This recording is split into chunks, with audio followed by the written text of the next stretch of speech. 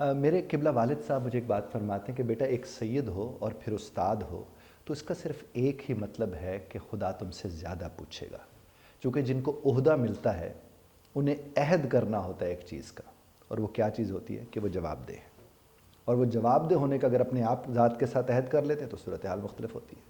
اسی کے ساتھ وہ مجھے ایک بات فرماتے ہیں، وہ کہتے ہیں جو تم سے چل کے ملنے آتا ہے یا جو تمہیں سنتا ہے وہ تم سے زیادہ عزت والا ہے۔ تو میں نے عرض کیا صاحب ہم نے تو اس کے برعکس سن رکھا ہے۔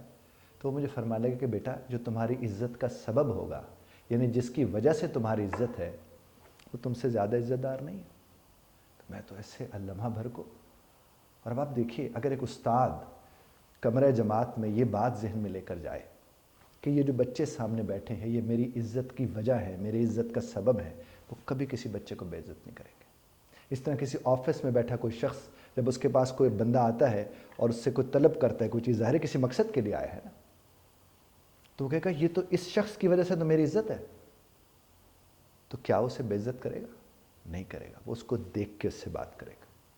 مجھے یاد ہے میں ایک آفس کے اندر گیا تو میں نے ایک صاحب سے بات کی، میں ان سے بات کرتے ہوئے نا میں ان سے کہنے لگا جناب یہ معاملہ ہے، یہ مسئلہ ہے، تو وہ میری طرف دیکھ ہی نہیں رہے تھے۔ تو میں نے ان سے یہ طرف دیکھ کے کہا، میں نے کہا جناب میں آپ سے مخاطب ہوں تو آپ میری طرف دیکھ کر تو مجھے بات کریں۔ کہنے لگے نہیں آپ بولیں میں آپ کو سن رہا ہوں۔ میں نے کہا نہیں میں چاہتا ہوں کہ آپ مجھے دیکھیں بھی اور سنیں بھی۔ کہنے لگا وہ کیوں؟ میں نے کہا جناب ایک انسان سے مخاطب ہے، آپ بھی احسن تقویم پر ہیں، ہم بھی احسن تقویم پر ہیں۔ انسان جب انسان سے بات کرے تو اسے دیکھ کے بات کرنی چاہیے، اس سے احساس ہوتا ہے کہ وہ کتنا احترام والا ہے آپ کے لیے۔ میں نے کہا میرے لیے آپ قابل احترام ہے، میں آپ کی طرف دیکھ کے بات کر رہا ہوں، تو میرے خیال میں بھی قابل احترام ہی ہوں، نہیں تو اتنا احترام تو رکھتا ہوں کہ مجھ سے دیکھ کر بات کی جائے۔ جب میں نے ان سے یہ بات کی، چڑ کے نہیں، سڑ کے نہیں، کڑ کے نہیں، نہ بدتمیزی کے انداز میں، تو وہ صاحب کھڑے ہوئے، انہوں نے مجھے گلے لگایا اور مجھے کہنے لگے کہ پچھلے 20-25 برس سے میرا یہی سلسلہ تھا، لیکن آج مجھے اندازہ ہوا ہے کہ یہ بات درست نہیں ہے، تو میں آپ کا شکر گزار ہوں۔ میں نے ان سے کہا کہ جناب آپ یہ جو جملے اب بول رہے ہیں اس کے بعد تو میں آپ کا شکر گزار ہوں، اور اگر آپ کی زندگی میں کہیں تبدیلی کا سبب بنا ہوں تو میرے اللہ کے حضور آپ کی وجہ سے حاضری لگے گی۔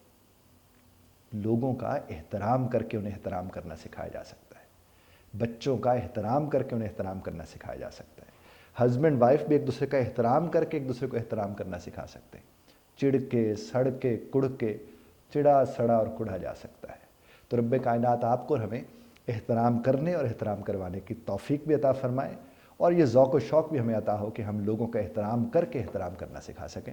اختلاف رائے کا حق آپ محفوظ رکھتے ہیں، بذرت طرز اختلاف رائے کا خیال رکھیے گا۔